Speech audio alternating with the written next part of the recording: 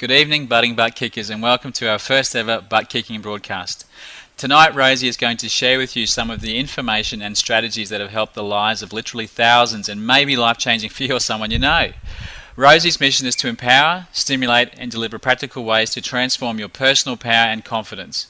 As the author of Time to Kick Butt, a street-smart and straightforward guide to getting what you want out of life, Rosie P. shows you how to get the results without the terrible limitations of that one soul-destroying word, butt. Affectionately known as the butt kicker, Rosie accepts no excuses, cop-outs or butts when it comes to getting what you want. For those who haven't had the pleasure of meeting Rosie, her kick butt mentality will inspire and enlighten you. If you've stumbled onto this amazing journey by means other than through our website, we suggest you maximize your opportunities by subscribing to our newsletter to ensure you're first to hear about the exciting ideas we have in store to help raise you beyond your expectations and become outrageously successful. No doubt you'll be taking notes during the course of this broadcast, and you will have loads of burning questions. So please email Rosie at rosie@kickbutt.com.au or head to our website for more instructions. We welcome your feedback, suggestions and comments so we can continue to offer the best service possible. At the end of the broadcast, Rosie has a special gift for you. But for now, let's pretend the next 20 minutes we don't have all the answers, that we're about to embark upon a journey to learn something that will help us forever. Budding butt kickers, get comfortable as I present to you the professional butt kicker, Rosie P. Good evening.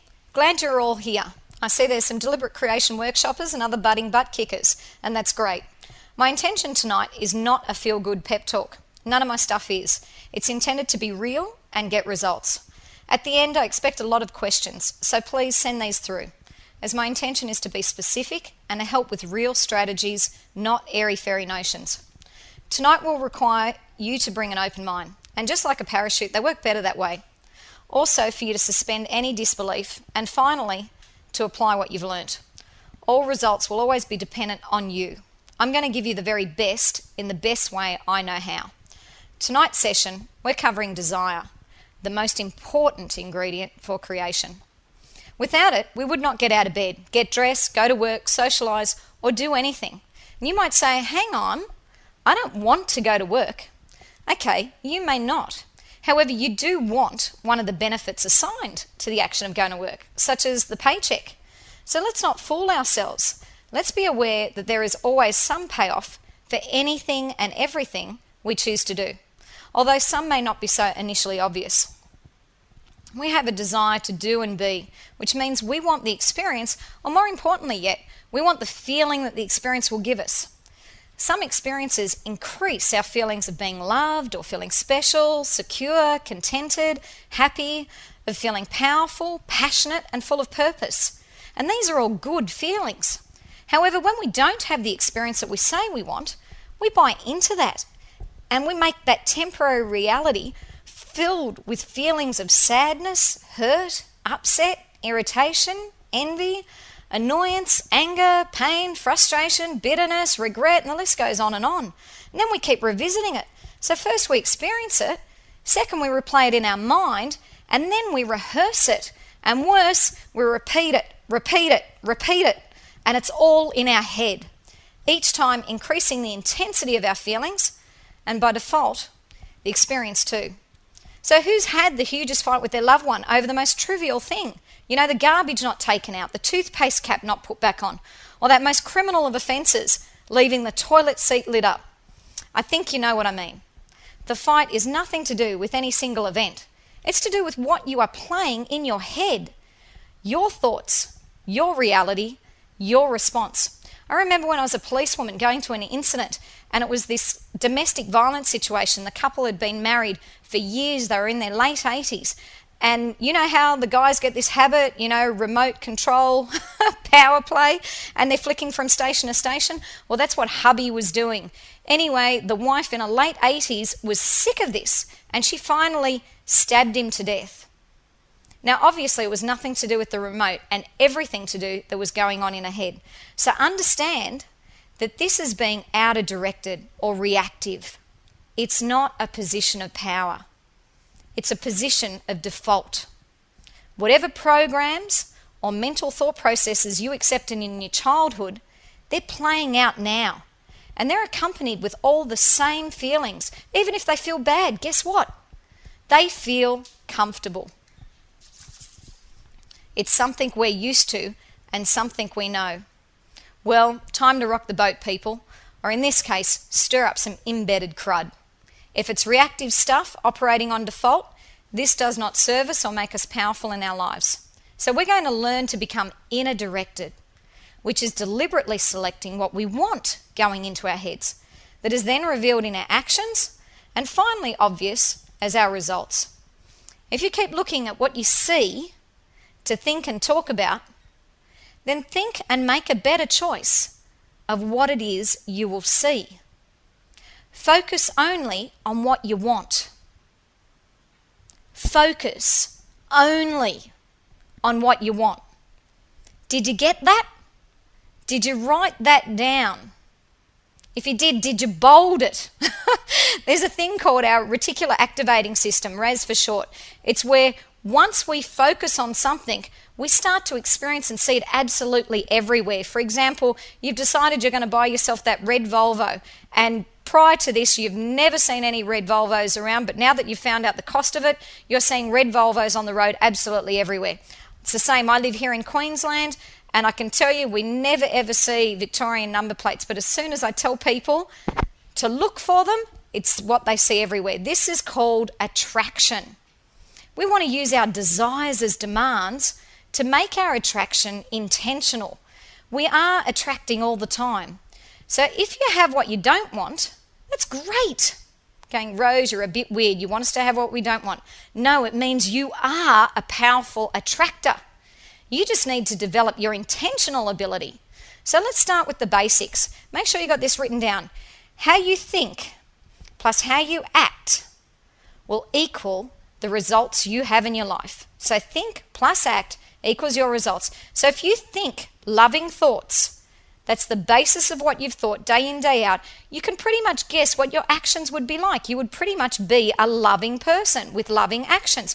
Your results, I'm assuming, and with a fair amount of credibility here, that you would be well loved. We all love people who love us.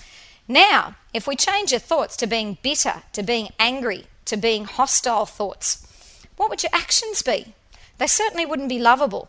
Your actions, again, would reflect your bitterness, your hostility. What would your results be? Well, it wouldn't take a rocket scientist to work this one out. You more than likely would find yourself being rejected by other people. They certainly wouldn't want to be keeping your company, and you'd probably be feeling unloved. So this is not rocket science. The importance of desire is to know what it is that you do want, as opposed to what you don't want. Our don't wants, we could write page after page after page. It's what we talk about day in, day out, and I do this myself. The first thing when we go to do something is we often express the negative and we say, oh, I don't want blah, blah, blah, blah, blah, whatever that don't want is. The only purpose of a don't want is it identifies what we don't want so we can find the opposite. It gives us clarity to let us know what we do want. That is its only purpose. So once you've found out what you don't want, move out of that space and focus on only what you do. The next key important part of desire is knowing how much do you want what you want. Now there's a story of Socrates that I normally share in most presentations, and Socrates himself was renowned. He lived thousands of years ago, probably about 2 to be exact, and at that time he was renowned for his wisdom. And Socrates had a pupil, and the pupil said, Socrates, I want your wisdom. Socrates said, not a problem, you can have my wisdom. And the pupil said, well, what must I do to get it? You know, there must be something to do. Socrates thought, okay, fine, come with me. And they wandered down to the local river. Socrates walked into the river up to shoulder height in the water. His pupil is watching Socrates thinking, bit of a strange action, I'm just after your wisdom. Okay, you've just walked in the water. Okay, you're the wise one, must be more to this than I know. So, okay, I'll do as you say. So he's walked into the water the same, up to shoulder height. Next minute, Socrates has grabbed hold of the pupil's head, shoved his head underwater. Pupil is now underwater, submerged, without a clue. Socrates is holding his head firm underwater. He's now wanting oxygen. He's there going, trying to get some air. It's not happening. Socrates is holding his head down firm. Pupils thinking, okay, now I'm just with a madman. He starts to struggle really hard and break free of Socrates' grip, but Socrates is really holding him down using all of his strength. Pupils struggling and struggling, trying to break free, desperately trying to get some air in now. Socrates holding so firm. Finally, the pupil fights him off and breaks free, and he emerges from the water and he's gasping, going, you bloody idiot. I only wanted your wisdom and you try and kill me? You're a madman. Socrates looked at his pupil and he said to him, when you want wisdom the way you wanted oxygen, then you will have it. So, my friends, how much do you want what you say you want? Now, for me, my sister drove this point home to me. She said to me at one point, okay, Rose, you've got lots of goals, dreams, ambitions, desires, and you say people have got to increase their intensity in order to get what they want. She said, but what would you be willing to do to get what you want? She said, would you eat a bowl full of cockroaches? And I was like, yuck, never, not going to happen. So it's like, well, how much do you want what you want? Now, it's funny, I share that same comment in schools with kids. And every time I share it, it's funny how the boys raise their hands and say, excuse me, miss, how many cockroaches are we talking about here? Ugh! Never going to happen, never going to eat a cockroach. So again, each of us has got our ceiling or limit to what we're going to do for what we do want. So how much do you want it? It's not about your neighbour, it's not about your best friend, it's not about anyone else. This is about you. You either intend it, you really, really want it, you are fair income being an Aussie, or you prefer it. It'd be nice, yeah, wouldn't mind. Preferring, wouldn't mind it, just want it, are weak desires. Just know the difference. Also, get specific. Right now, I want you to pretend that I am your fairy godmother and I'm going to give you absolutely anything you want on two conditions. One is that you can name it, and the second is that you name it exactly, that you can be so specific about it. If you can do that, I'm going to give it to you. So right now, I'm your fairy godmother. You've got pen and paper there, so please write down one thing in glaring, obvious specificness that it cannot possibly be mistaken. For example, if you're after a certain level of wealth, what is that figure to you if it is to do with money? What is that state to you if it's a state of being? Is it owning your own 6-bedroom house with en-suites overlooking the ocean, with a 6-car garage, sport housing your Bentley, your Mercedes, your Harley Davidson, whatever it is? Everyone has different desires. Is it 26.2 million in the bank account? Is it 10,000 in the bank account? Is it the house paid off? Whatever is specific to you. You've got to name it to claim it. So let's get real here. People say, oh, I'd like to lose some weight. Now, I tell a true story about a woman focusing on this as an affirmation that she wanted to lose some weight. Now, let's be real. It's fat weight that we want to lose. She had a car accident, lost a leg. It weighed 5 kilos, which was the amount that she wanted to lose in weight. Now, I'm sure that is not what weight she wanted to lose. So let's be specific here. Our orders are going out to the universe. They are demands. They're being acted upon. However, if we're not specific in the nature that we want to receive them by how we feel when having received them, that order can come in any way, shape and form, or by default. So let's be clear, knowing what we want, knowing how much we want it, and the exact details of what we do want. So, okay, you say you want that, be it your great state of health, whatever a great state of health is for you. It may be being able to climb a set of stairs without having a heart attack at the end of them. It may be having that 6-pack wonderful abdomen. It may just be losing 5 kilos of body fat. Do you talk about it, what you want, or it's opposite? Think about that. You are what you are and where you are because of what has gone into your mind. And you can change what you are and where you are by changing what goes into your mind. Before you change your thinking, you have to change what goes into your mind. It's not what you know, it's what you use that makes a difference. Your wealth is in your words. Your health is in your words. So put your money where your mouth is. It's now a relevant saying because you are your own investment. If you are saying, I am so sick of blah, blah, blah, blah, blah. I am so tired. I can't do that. I am broke. I would do that, but I think you get the gist of where I'm headed with these statements. You only get out of your mind what you put in. If you're putting in crap, you're going to get crap results. So don't look elsewhere. What's common to every single problem you have in your life? Be the same as me. What's common to every problem I have in my life? If my taxes are overdue, if my dog's trying to bite me, if my spouse is packing up and leaving, what's common to every single problem? It would be me. Okay, so what makes a problem big? Say I have 1,000 starving Rwandans. Is that a big problem? Obviously the answer is yes. Starving people anywhere is a big problem. But say now I move all of those people right into your lounge room and say, you're going to feed them now, honey, for the next month. Which problem became bigger?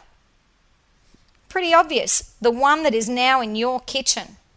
Okay, so if you're common to every problem, you're what makes a problem big, that's great because then you are your own answer for your own mega massive success. Many will have seen The Secret and got excited. And if you haven't seen The Secret, it's a great visual to watch. This information is not new. It's finally put into a visual format that we can see it. Some people have seen it and got excited and started saying, I want this and I want that. I want the great car. I want all that money. I want this great relationship. And they've started to see some good results coming in. Then after a short time, they've noticed they're not feeling so good and that it's not working anymore and they're wondering what's wrong. And then they try harder. It's an interesting word, that try. I don't like it because it leaves options. I'm a results girl. I'm after results I want, not results I don't want. So with try, you either do or you don't do. I'll try is so wishy-washy. If you understand your mind, you can get it to work with you. NLP and psychoneuroimmunology are sciences today that show that there is no such thing as a neutral thought.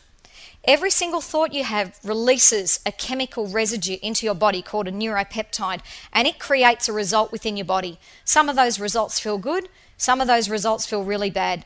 They all create equally. So if you want to increase the intensity of the language that you use, if you want to increase the intensity of the feelings that you feel in regards to your desires, you will have a faster result. Now that works either way for things you want and for things you don't want. And the only reason we have our desires, I firmly believe, is because we also have the ability to fulfill them. Now with our desires, I think in terms of two strategies. One is where our desires lead us to tears, or the other is where our desires is a result of our teams. And teams is when we get our support system to work for us. So the TEARS is an acronym, TEARS. And what the TEARS stands for is that all our results are from the thoughts, then the emotions, then the actions that have led to random results that we then see in our lives. The use of teams is the same use of thoughts. It's the same use of emotions or our energy. It's the same use of actions that we choose to use.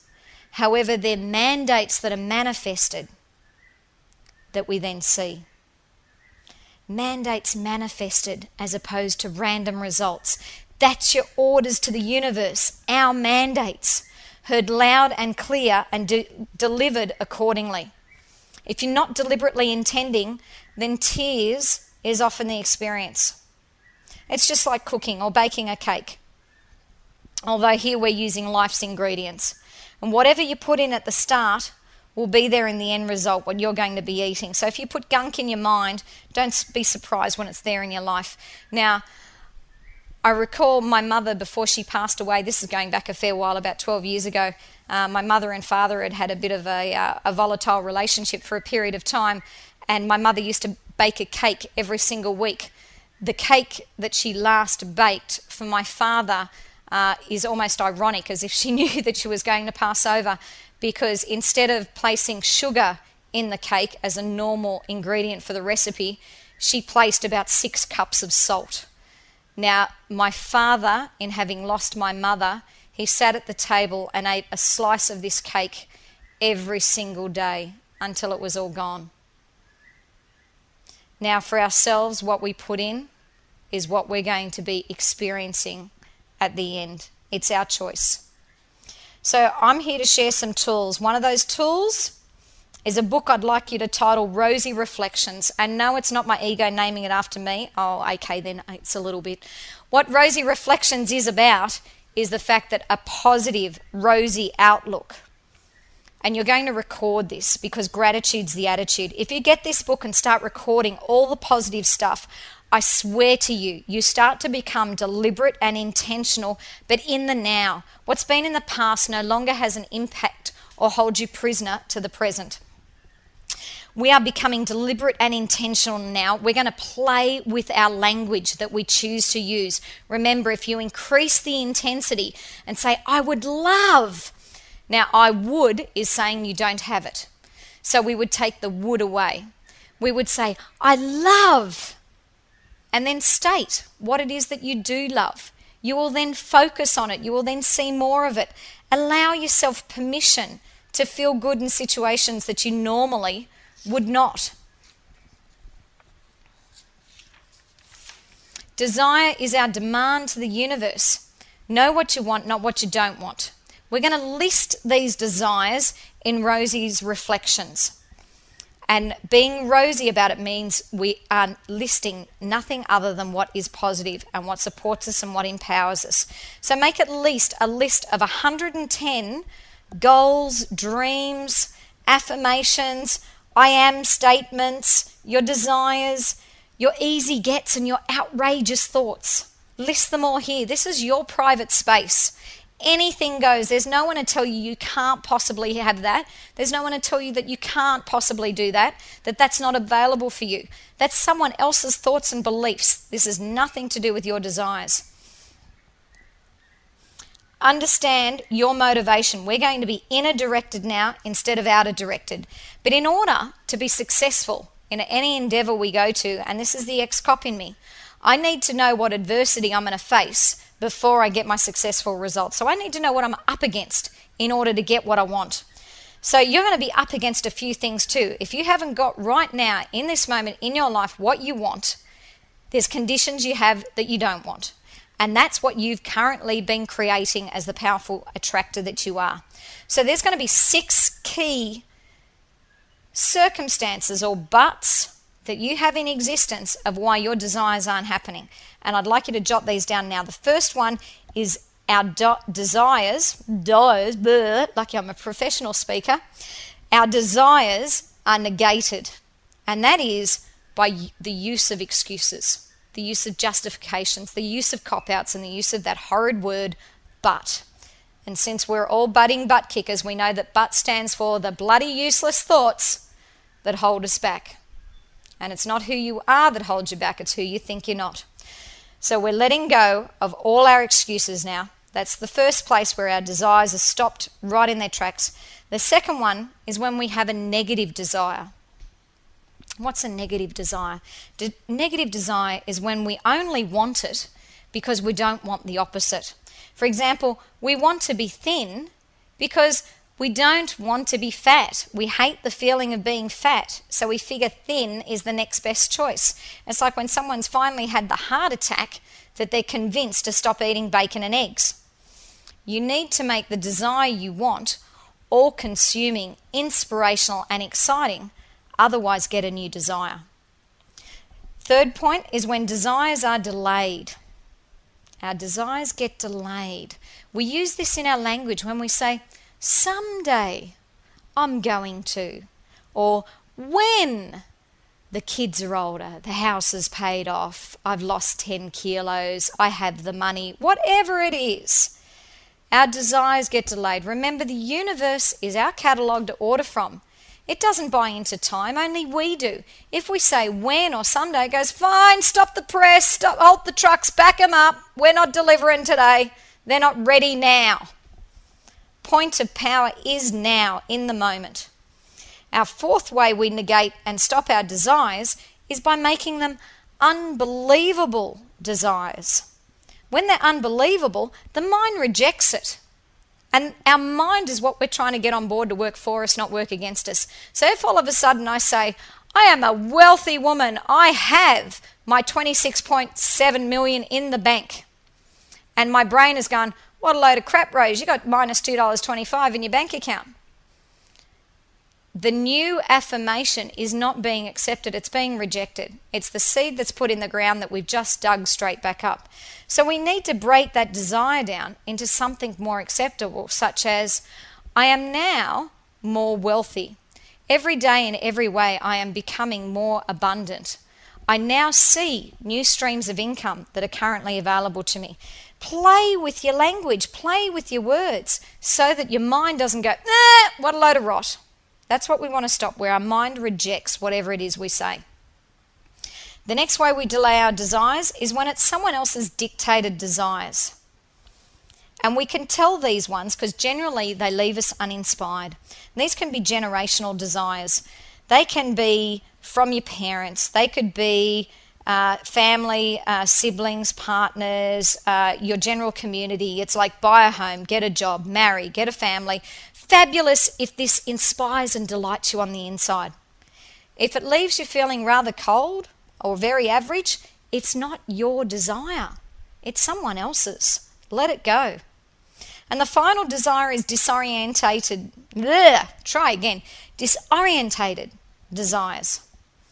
This is when they're scattered or we have an inconsistent approach. And they generally tend to be thoughts that are in complete disarray. It's like if you were a builder and you went out there to build a brick wall, and that was your goal, to have a brick wall built, and you built the first layer of the wall, and then the next day you came back with the sledgehammer and you knocked down that brick wall, or the start of what was going to be a brick wall. And then the next day you show up, you scratch your head and you go, wonder why I did that. Okay, let me start again. And you start building. Following day, again, back with the sledgehammer. This is how many of us are with our desires. We focus on what we want, and then we focus on what we don't want. We focus on becoming wealthy. We see a new bill come in the door and we go, oh, can't believe I've got to pay that. And our feeling is about lack. That feeling cancels out the order of I'm now becoming more wealthy. Because you're not buying into it. You don't feel it. Please get this point. This is where we go backwards and forwards in our desires. And it's what we currently have in our life that is telling us what we are repeatedly thinking about. So become a data collector, as Esther Hicks, who channels Abraham, likes to share. She says, look at what you don't want, only to get clear on what you do. And from that point, you can then focus on exactly what you do. As I mentioned earlier, I have a special gift for you this evening.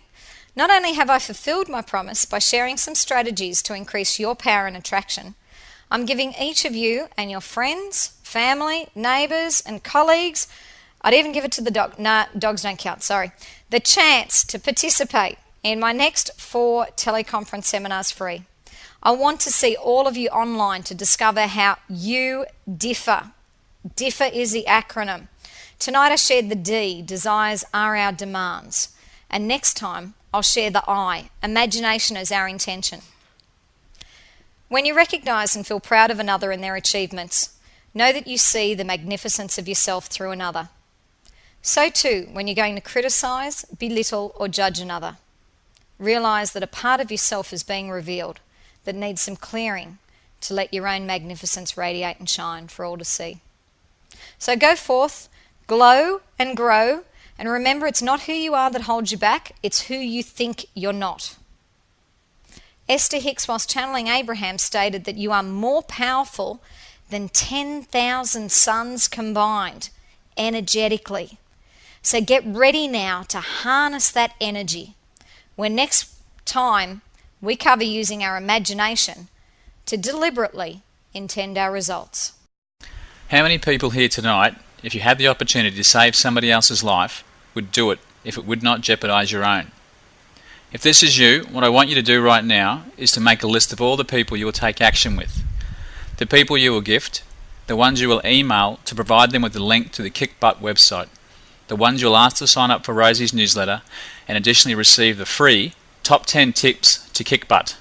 Think first locally, people that are nearby, and then think globally, because Rosie is and will continue changing lives in person all over the planet. Now listen, if you're not writing, then either you didn't hear or you don't care, and I know you do care. So start making that list now and send it to admin@kickbutt.com.au. Thank you for being part of this broadcast, and we look forward to you joining us again.